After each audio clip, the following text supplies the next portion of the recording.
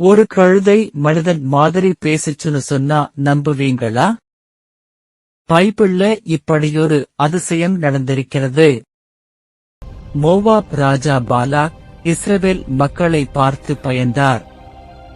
அதனால் பாலாம் என்ற தீர்க்கதரிசியை அழைத்து அவர்களை சபி என்று சொன்னார்.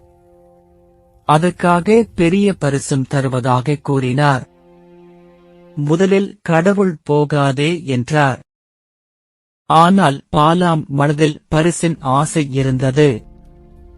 பின்னர் கடவுள் அனுமதி கொடுத்தாலும் பாலாமின் எண்ணம் தவறாக இருந்ததால் கடவுள் கோபப்பட்டார். பாலாம் தனது கழுதையில் பயணம் செய்தபோது வழியில் கடவுளின் தூதன் வாள் பிடித்து நின்றார். பாலாம் அதை பார்க்கவில்லை, ஆனால் கழுதை பார்த்தது. அது முதலில் பாதையை விட்டு விலகியது, பிறகு சுவரை ஒட்டி நின்றது, கடைசியில் பாதையிலேயே படுத்துக் கொண்டது. கோபமான பாலாம் அதை அடித்தார். அப்போது கடவுள் கழுதைக்கு பேசும் சக்தி கொடுத்தார்.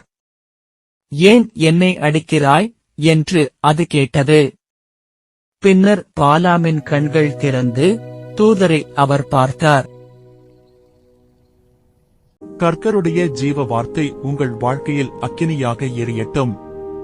இந்த சுவிசேஷ செய்தி அநேகரை எட்டட்டும். தேவனுடைய ராஜ்யம் விரிவடைய லைக் செய்யுங்கள், ஷேர் செய்யுங்கள், சப்ஸ்கிரைப் செய்யுங்கள்.